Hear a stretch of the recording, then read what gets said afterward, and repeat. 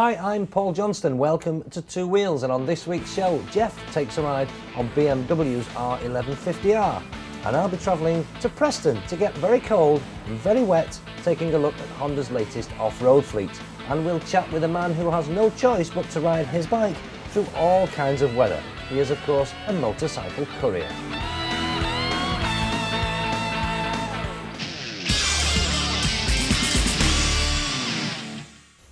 Now, BMW are one of the world's oldest bike manufacturers, but their bikes are still seen, shall we say, as being a little odd.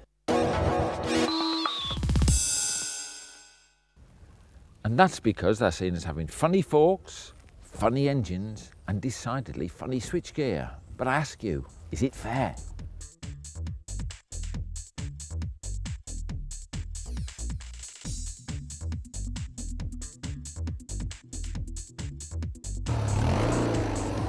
No, not really.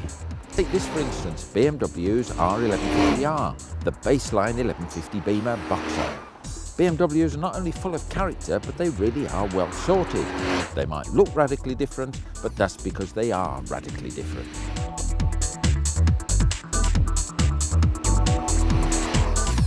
And that all starts with BMW's trademark, the big flat twin Boxer engine. It's called Boxer because the old piston's flying in and out like a boxer's fist. It's air-cooled and it's also oil-cooled. There's the oil cooler under there. In fact, there's two small radiators under these big scoops, so a bang-up-to-date engine. It's an 8-valve too. There is fuel injection, and underneath it's got a 3-way catalytic converter. But that's not all with this bike. Up the front end, it's got that telelever front end, which I really rate. This is where the forks, all the loading from the forks is taken on this wishbone here back to the engine, so there's no flexing on the forks. It really gives you a good ride, no stiction on the sliders there. Central single shock absorber running up the middle. Down there it's also got its new lightweight wheels. You can see the big disc mounted up there as well, 4-pot calipers. Superb brakes on this, by the way. Coming back here, you've got another trademark BMW ism, as it were, shaft drive. There it is, looking pretty massive, and it's what's called power lever. It's got a lever running underneath which stabilises the whole thing and stops it actually rising up as you accelerate. All very clever, all very high-tech. Out on the road with the lightweight wheels reducing unsprung weight, there's no doubt about it, the ride on this Boxer is superb. Just like another Boxer, Muhammad Ali, it floats like a butterfly and stinks like a bee. No, honest, it really will surprise you. It's no featherweight at 238 kilos, but it's very nimble on its new wheels, and that engine really is gutsy. Compared to mega sports bikes, 85 brake horsepower might not sound very much, but it doesn't stop the fun. In fact, Horses for Courses comes to mind, just like the one behind me. But never mind that. What about the styling on this? All starts off with this rather funky front end here. This nice plastic guard looks really neat, really unusual. Comes up to a big bulbous petrol tank with those air pods either side of it, the big scoops for the oil-cooled radiators. And then it goes along to that upswept exhaust at the back. Very sporty, a really sort of sporty look for a BMW. But it's comfort that BMWs are renowned for, and this one's no exception. Just look at the size of this seat, superb. And not only that, it's got gel pads in this seat just along here to nicely cushion your bum, and it really does work. The pillion part here, that actually comes off, and BMW make a little rack that actually sits in there, so if you're travelling solo, you can put your goodies on the back there, no problem. But talking about comfort, this one's actually come kitted with its optional heated grips. They're going to cost you 175 quid, but they're brilliant. You've got the switch over on here, which will give you a sort of a medium setting, and what I call high, which is a toast setting. Beautiful, it really is on a day like today. While I'm on the switch gear, I've got to mention those BMW switches. Now I know you can get used to them if you're into BMWs, but if you come into them afresh or you've been swapping from Jap bikes, they really are confusing. You've got a paddle on the left to go left, paddle on the right to go right, which is fine, but then the cancelling is on the right and you end up all fingers and thumbs. It's really very, very odd. The dash itself up there is a little binnacle, which is really neat. Brushed aluminium or stainless steel. You've got a speedo, rev counter and a real analog clock there. Then a range of lights. You've even got a dummy in there for the ABS, which again is an option.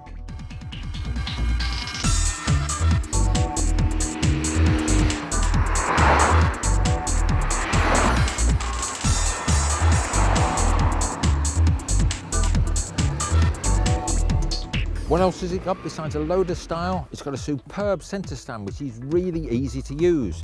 I've already mentioned you can have heated grips on it, you can have ABS, you can also get a very nice little screen for the front, 110 quid that will cost you. A load of other accessories as well. You can get a tank bag, you can get nice chrome head covers for it, a top box, you can get side cases for it. The side cases only cost you 320 quid for a pair, so it's equivalent to any other comparative Japanese gear.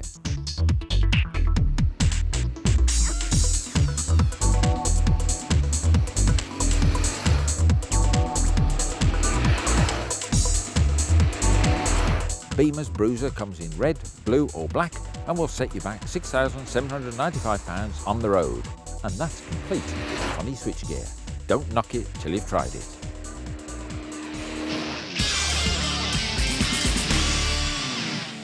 When it's cold and horrible and icy, you don't want to be riding your bike, but you can still talk bikes by joining in with our bike forum on the Men and Motors website. And here is the address: www.menandmotors.co.uk.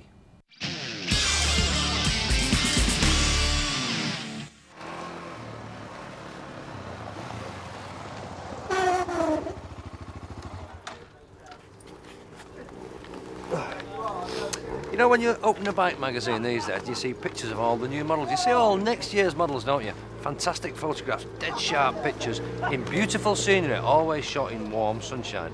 Well, they're usually shot abroad, somewhere in Europe, and they're done on what you call press launches. Well, sometimes we go on press launches. In fact, this, would you believe, is a press launch today. It's not very warm, in fact it's freezing cold, it's blowing a gale and it's been raining all morning. We're certainly not in Europe, we're in glorious, glamorous Preston. Yes, up in the frozen north, Preston, because today this is where Honda are launching their off-road fleet.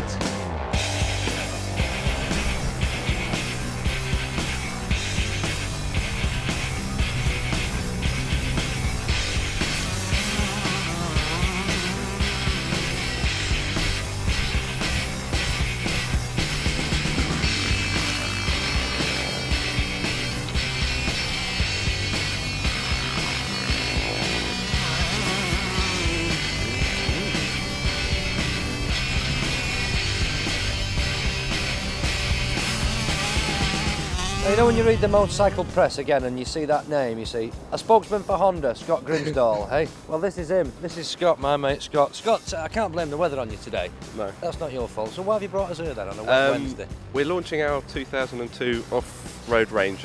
Right. Bikes, so all of our motocrossers, enduro bikes, and who can put up a quad. Right, so you picked the wettest, coldest, muddiest day, so it was appropriate. Yeah, I mean, you're going to get dirty anyway, aren't you, really, to be fair? Well, I don't know, that's not my plan, really. I don't want to get too dirty.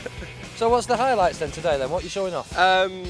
Well, we've got, starting from the smallest up, with the new XR100, which is a four-stroke enduro bike for kids from around 7 to 10, right. 11, depending on their size, which sort of fits in nicely from the QR50, QR70, right. And before the competition CR80.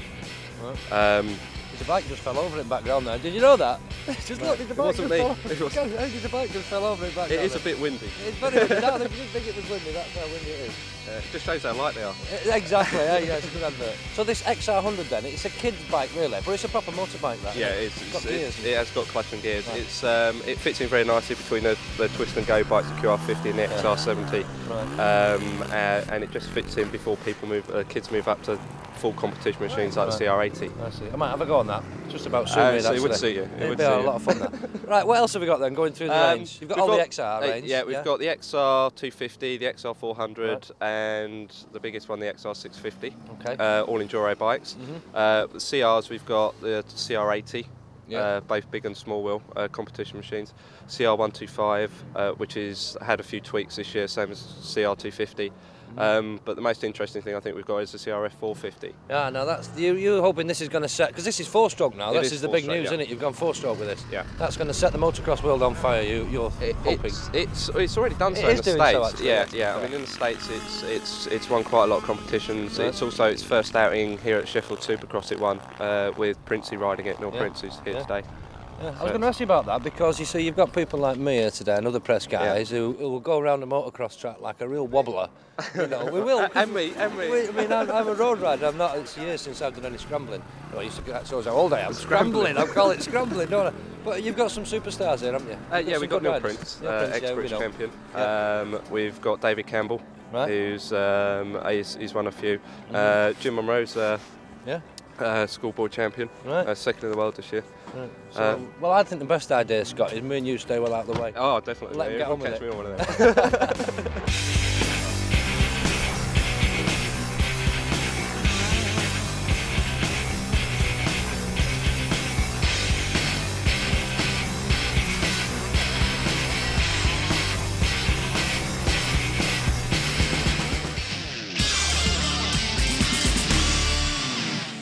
Well, there'll be more from a very cold, very wet and extremely windy Preston later in the show. And on the same theme, we chat with a guy who has no choice but to ride his bike in the worst possible weather you could imagine. That's because he is a motorcycle courier.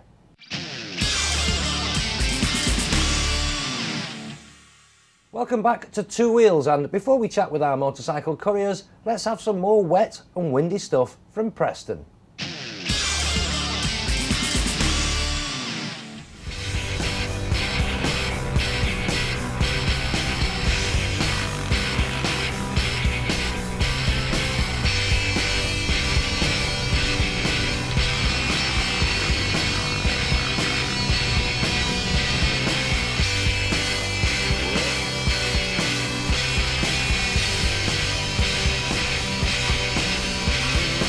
Now this is one of my favourite little bikes here today, and it is a little bike. It's the little XR100.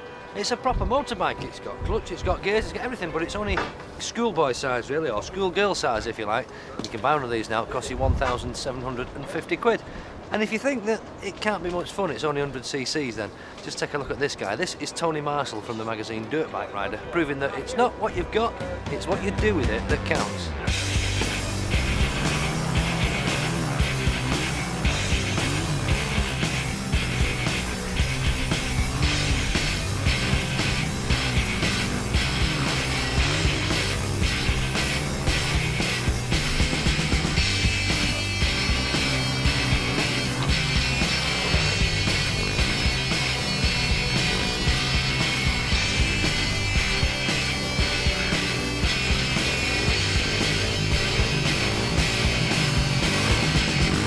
Well, that's the end of another very glamorous press launch here at tracks near Preston. It's been a great day actually. It's been very entertaining watching some of these whiz kids flying around the motocross track down there. There's some pretty hot riders down there, believe me. There's no way I was going to mix it up with them. I'd have simply got in the way.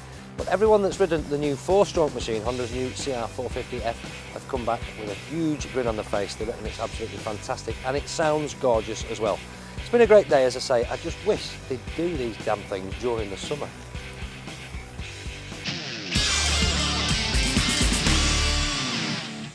Morocco, sand, heat. What on earth possesses us to talk about something such as heat on these freezing cold days? Well, there's a good reason for it, and these are organised tours. And this is the time, even though it's cold and miserable, to organise your tours for summer when you want to go out on your bike and go playing. You might want to go to an organised place, you might want to just go over to the Isle of Man and see the Manx Grand Prix or the TT or the drag racing or even the World Trials Round, which is in the Isle of Man. You might want somebody to organise everything for you. They do organise a trip, but they don't necessarily sort out your bike with all the kit on it, and that's what you've got to do for yourself. And in future programmes, that's exactly what we're going to do. We're going to give you some advice on the touring stuff for your bike. Unless you've got a lovely machine like this, that is. Although something like this would set you back around 14,000 quid. And to be fair, if I wanted to sit at home in an armchair, I'd stay at home and watch telly. But not all of us can afford such luxuries as this. Oh no, some of us have got either little scooters or a motorbike that you use every day going backwards and forwards to work. You have to kit it out with some soft luggage, tank bags, seat bags, panniers, or even hard luggage that is dedicated to your machine via a fitting kit. Now we're going to bring to you in the future programmes some advice on the ideal things to buy for your bike, the prices, where to go for it and so on. But that's in future programmes. See, meanwhile, I think I should write to Mr BMW in this case and see if perhaps I could borrow one of these to go on those nice tours. Because some of us, you see, are very lucky. We don't actually have to pay for everything. Vroom.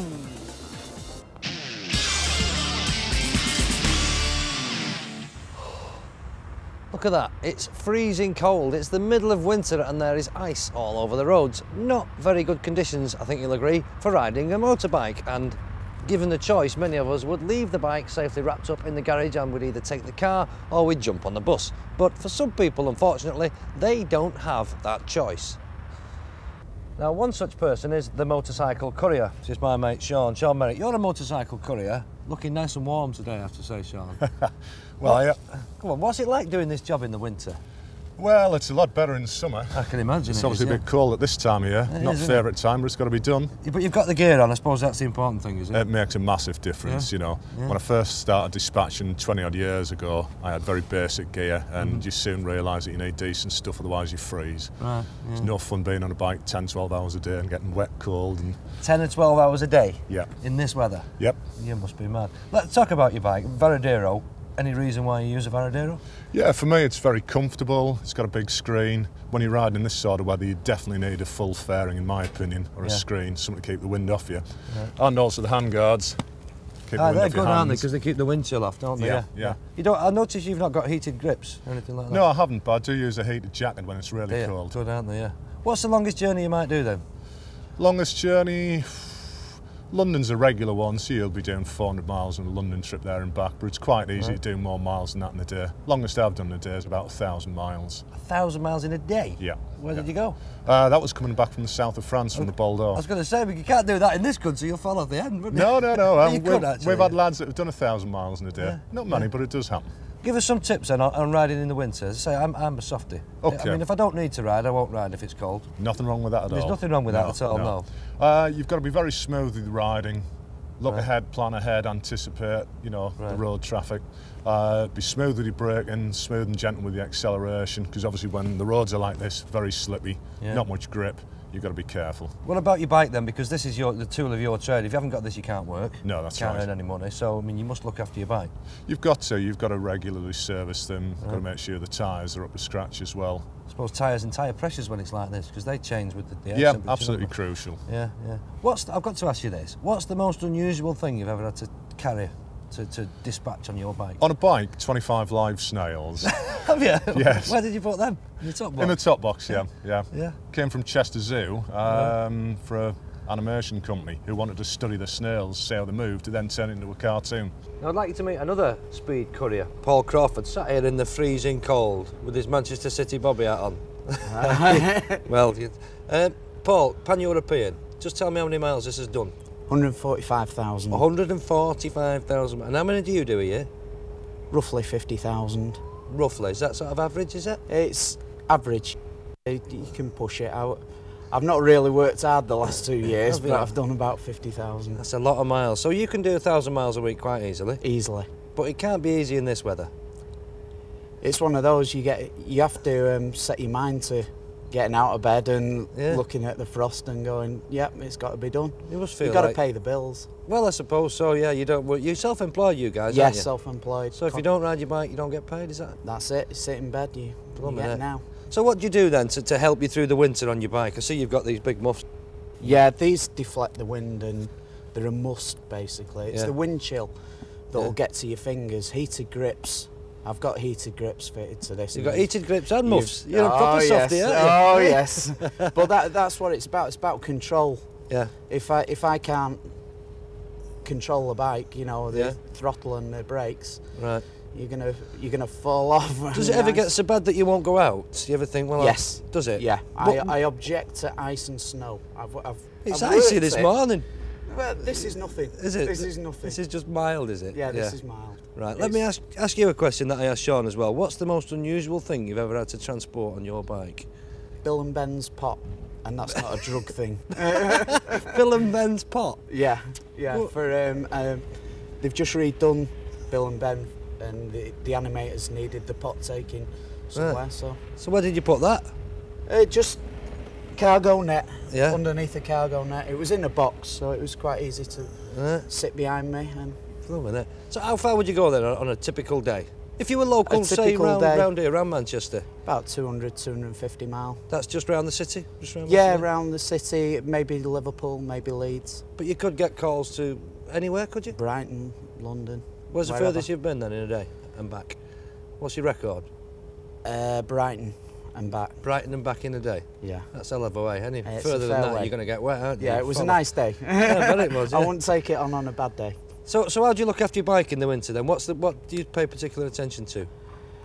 I have got to keep the brakes right. The brake pistons, if they seize, it's going to eat pads, it's going to eat discs, it's even going to cost you miles per gallon. Yeah. And worst of all, you're not going to be able to stop. Yeah. The one thing you want to do is stop. Right. So give us some tips then for winter riding. Layers.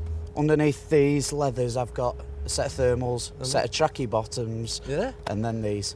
And I've got another set that I carry with me if it gets really bad. And you've got a few layers on top as well. And there's a few layers underneath this. You're only about 6 now when you take all that. Yeah, So where are you going to go today then? Or don't you know? Is it just whatever happens? You quite literally get up in the morning and never know where you're going to be. It suits some people, it doesn't suit others, you know. Right. I quite like it. You like that? You like this not knowing? Yeah. So what's the worst part of it then? 4:30 on a Friday, knowing you're not going to finish till 8 and it's raining. Right. And all the lads are getting ready to go out for a drink at night. Yeah, and you're passing all the people in the boxes going, Ah, well, you love it. How long have you done it now then? 11 years. 11 years? 11 years. I think you're probably going to get used to it, aren't you? I'd like to think so. At some stage in the future, I'm sure I will.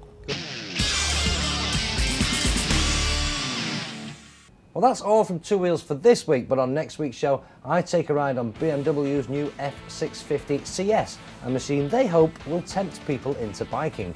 And we send special guest presenter Jane Amorobi down to Mallory Park. Jane used to be Rio in Gladiators, and she'll be chatting with some 11 to 18-year-olds, champions of the future maybe, as they receive some tuition from top racers John Reynolds and Sean Emmett. And we meet another man who has no choice but to ride his bike through the winter. He is an advanced motorcycle instructor.